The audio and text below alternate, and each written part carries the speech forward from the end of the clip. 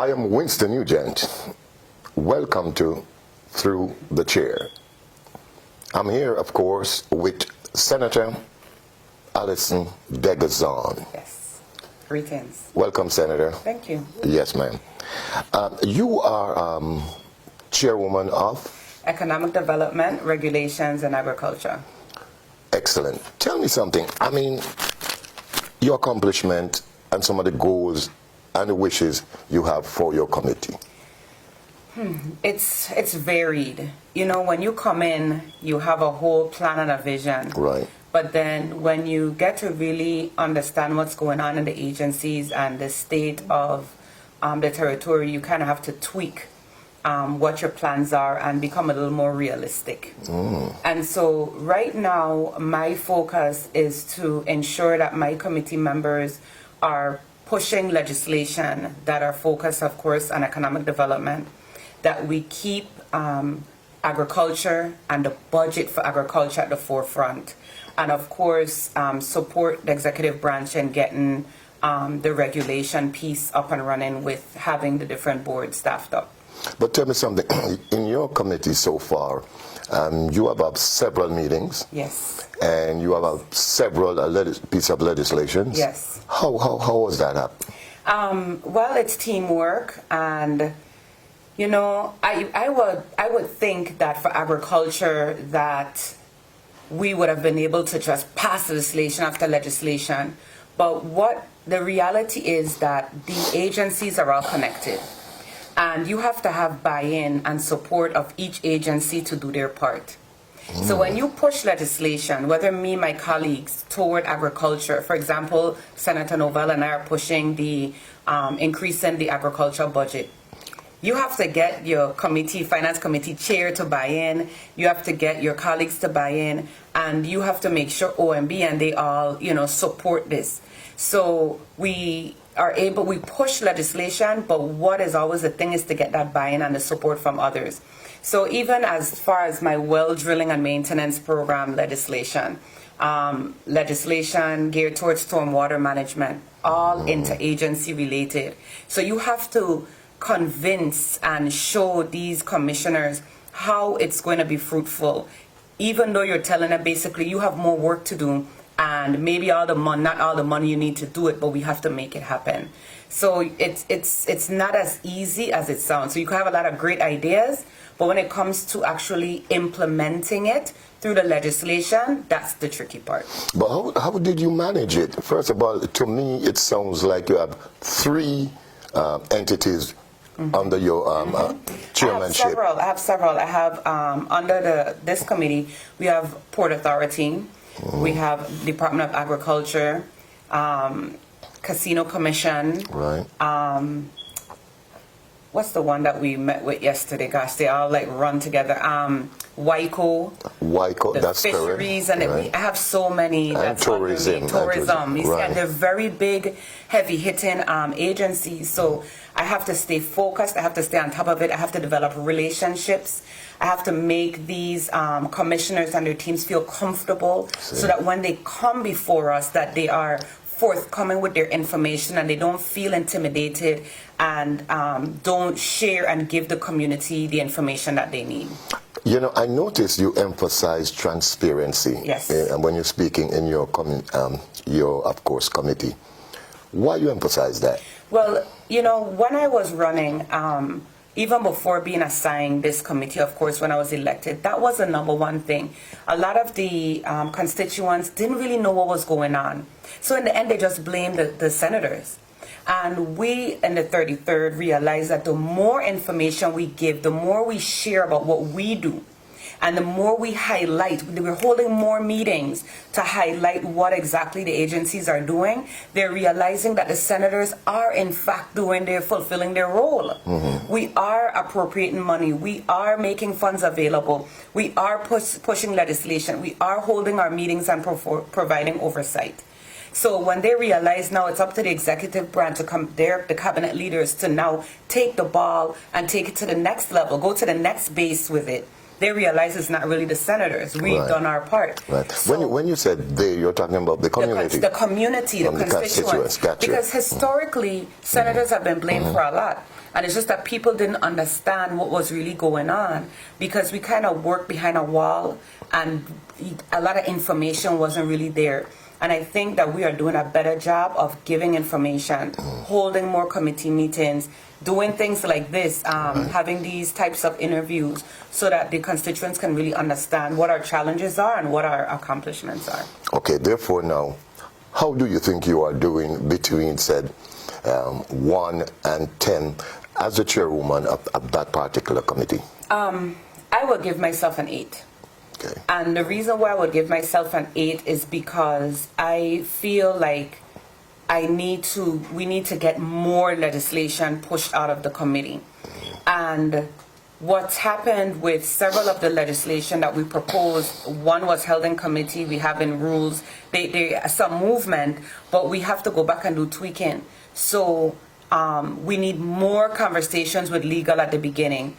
The executive branch needs to not submit testimonies the day of or day before the committee. I see. So that we can see what their challenges are and address it, and don't bring it the day of and we're all sitting there stunned saying you didn't say this before, this wasn't mentioned before. Right. Valid nonetheless, but had this been forthcoming, we could have had a more streamlined piece of legislation. You see, so you find yourself on the floor defending something that you know is good, defending and pushing and convincing something that you know the community needs. Why should we be trying to convince the community that we need a stormwater plan? Exactly. Why should we be convincing a community that we need well maintenance or well drilling programs? Right. You see, but it's interagency. They have to buy in. It's not the colleagues. You know, the colleagues want these things, but they're not going to also support something where they know the agency is not going to make it a priority. And to do that, you have to have a efficient staff. Oh, yeah. How is your staff people? What kind of people do you have in your office? Listen, God smiled on me because I came in not even knowing the flow. Of course, I really stayed on top of watching the meetings and knowing what was going on.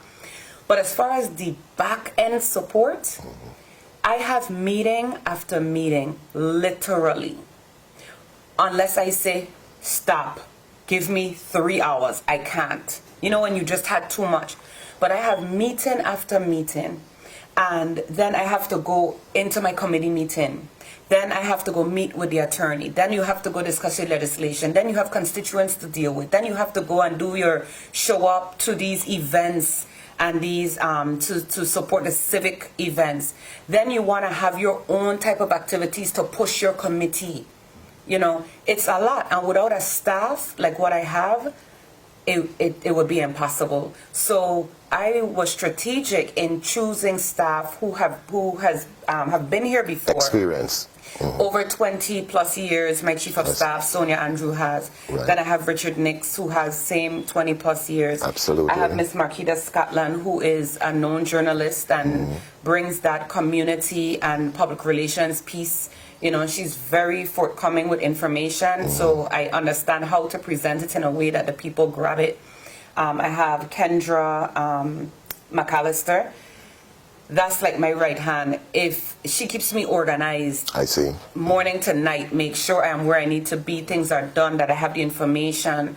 And I have Miss Kiana Tong, who is my community person. So when I have my event, she's the one that's putting it together. Okay. With all of that, let's move to another responsibility that you have that a lot of people probably do not know, that you have to participate in off-island things, such as your trip that you had made to Aruba and Tobago. What was that about? So I want a community to know first and foremost that I made a decision to make the Caribbean my focus this term. Very good. And the reason why is I believe that though traveling to the mainland is good, and you get information, you do, because my colleagues bring back some good information.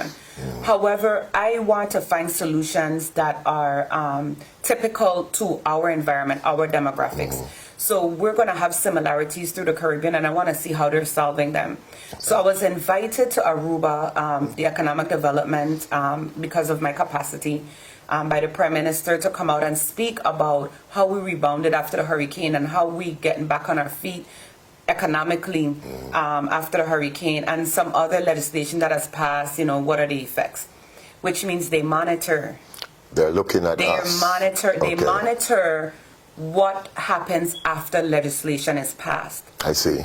And what I learned from Aruba is that they have an office dedicated to monitoring and leveraging legislation after it's passed. So they watch a piece of legislation for 3 years. If it's not performing, they tweak it or they remove it. So they don't have this thick book of code with underperforming or non-performing code or laws. So that's something we don't have. And another thing I learned was that they are excellent at data gathering, data compiling, and data sharing. And that's how they're able to get a lot of money into their country. So I came back here and I submitted legislation to merge Bureau of Economic Development, Bureau of Economic Research, and Bureau of Labor Statistics, which will help us come up with our own specialized or centralized data area. That is my revenue generating legislation, because it's now going to provide the data we need to each agency to help them to apply for grants, to help them in their grant reporting, and to also be more competitive in bringing more money into the territory because they have the data. Sorry. So you're saying we did not have that, or we do not have that? We have the Bureau of Economic Research, which went underneath OMB, but it's not performing the way it should. It's not doing what it should. It's not as robust as it should be. I see. That is where all statistics, all data should be driven through that one area, and then filter. The information comes from the agencies and goes back to the agencies. I see. So when I worked at the Department of Labor, I applied for a lot of grants, and I literally had to search around for data and justification and facts to back up the fact that, hey, I need this $2 million because ABC. With an agency, with a division like that, or office, however we're going to call it, I just have to go there. All your information is there, and it's correct, and it's well sourced and referenced, and then it makes getting money easier. So let me see what you're saying. You propose a legislation. Is this entity will be an entity by itself? Yes, it should be by itself with a chief economist. Yes. And this entity would, of course, deal with all statistical and fact gathering in the entire central government. Right, just like Aruba has a Central Bureau of Statistics, we should have the same. I think that is a very good piece of legislation. Yeah, it is. And then recently, Senator Jackson, we passed legislation out of the committee where it was to basically leverage small businesses such as the minority businesses, disadvantaged. Yes, I remember that legislation. Powerful piece of legislation. Absolutely. And I was just so honored to have that come out of the committee and to see how we were able to bring in the testifiers and the small business people who it impacted.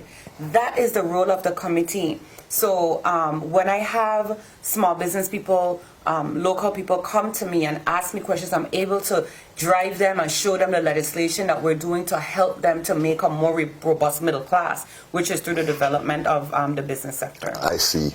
Now, Tobago was about... Yes, so Tobago, we have agriculture, which is another part of the committee, which I think gets more attention than the others, because during my campaign I kind of set myself aside as the agriculture person, so I'm known as a champion. And I will say that Senator Francis has also come on with some good legislation to help with that, which the definition, to expand the definition. I also have the one for urban agriculture, and he and I with the part to increase the budget. And so with agriculture in Tobago, I was invited by the Agroeconomic Society, and now I'm a member of it. So now I represent the Virgin Islands, which is really good. Absolutely. So we didn't have someone from the legislature or anything doing that. So now we have a voice in movement in the Caribbean with agriculture as far as economics. So when I went to Tobago, we actually went to different farms, and I saw my main issue was infrastructure. What legislation did they pass that impacted, that caused development in infrastructure? The number one project that stood out, that came through their parliament, was to develop the water system to farmers. So whereas I was thinking about the well maintenance and the well drilling, which is still needed, they hired Caribbean Well Group, something like that, the name. And they did a study, and they picked 5 of the deepest aquifers, made sure they were good, and they set up points. Those were where they dug those wells. And you see how we have our WAPA lines running all throughout? Yes. They ran lines to the farms. To the farms, yes. But you had to be producing. You had to be producing a certain amount. They wasn't going to do that on your hobby. Right. Right? And it tripled the production of the farmers. The government made that investment in the farmers. They said, you know what? You will not have to worry about water. Right. The Minister for Agriculture said within 2 years they tripled their production by that investment. Each farm hired no less than 3 to 5 workers full time, just by getting that access to water. So that now is why I'm going to push my well maintenance and well drilling program. I'm going to tweak it now where it's going to be more an infrastructure piece instead of going to different farms and putting wells. I see. Now I'm going to come from that angle. So it's so important for us to travel to areas that are similar to ours and see what the similar issues and how they solve them. I see. Another thing they did was their farm to school program was not really doing well. And there was a lot of waste. They hired the Seventh-day Adventist Church. They gave them the contract to run that program. So they work with the farmers close hand. Now they have reduced lethargy in school. The children aren't tired. Cavities went down. Obesity went down. All these because they work closer with their farmers and they have a more streamlined farm to school program. I see. So, it made me wonder, can we do something like that? Can we do something like that? I believe we can, and I even made some calls and asked for the Seventh-day Adventists, would y'all be willing to do something like that? It's a reach. Right. This would have to be thinking out the box. But I found out that the people we get the grant from, the federal, they don't care who provides it. They just want you to meet their requirements and the guidelines, and the program exists. We need to think about that. Saying. And yes. They saved money, and it's just more robust. So those are the things that we're able to learn and possibly implement when you travel.